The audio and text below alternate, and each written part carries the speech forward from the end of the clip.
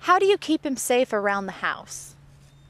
Well, mostly safety gates to keep him contained, and also the doorknob covers. He's really good at getting out of the doors. Yeah. What do you do to keep him safe?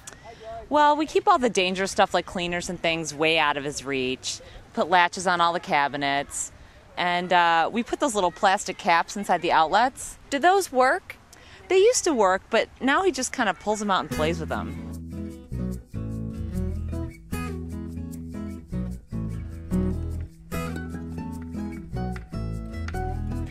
Did you know that on average, 7 children a day are injured by contact with electrical outlets?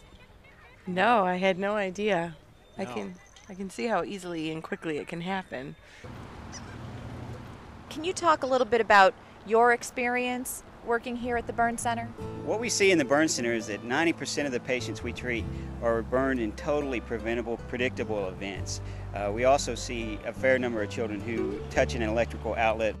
Can you talk specifically about electrical related injuries? With the little ones, with the toddlers who are exploring and poking and seeing what's going on, there are kids that stuff things into outlets, and butter knives or keys or bobby pins, those are the kinds of things that kids like to put in there, and then they get into trouble that way. But with children especially, it's hard to keep an eye on them every second.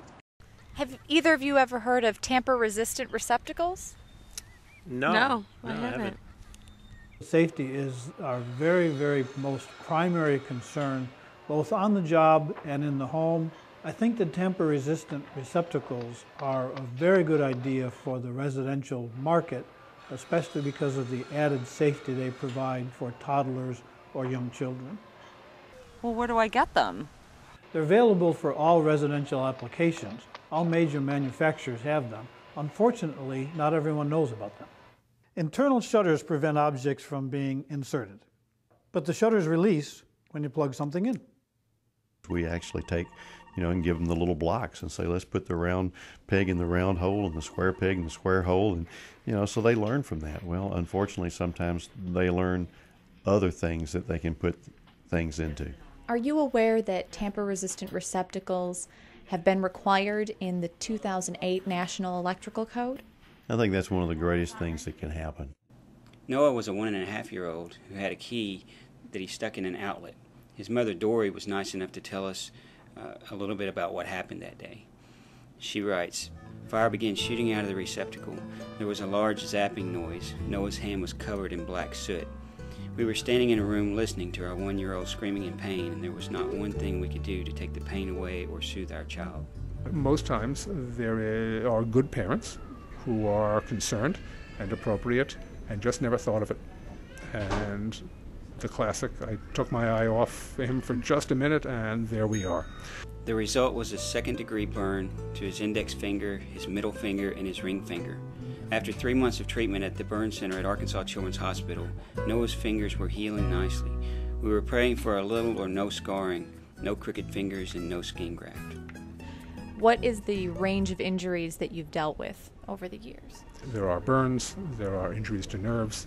If you get facial injuries, they can be very severe in terms of a cosmetic and developmental sense. And can be an extensive burn, not only from the standpoint of the electricity, but from the standpoint of the sparks that go with that can really be a deep burn. And some can even lose fingers because of that. They're usually real young children that don't understand what's going on, so they're terrified. It's really scary for everybody involved. If there had been tamper-resistant receptacles, it wouldn't have happened. You can't teach a 2-year-old not to stick something in an outlet. You just have to make them where they can't do it. The National Electrical Manufacturers Association estimates that the added cost of using tamper-resistant receptacles in the average home is less than $50. Safety outlets for the entire house, just $50?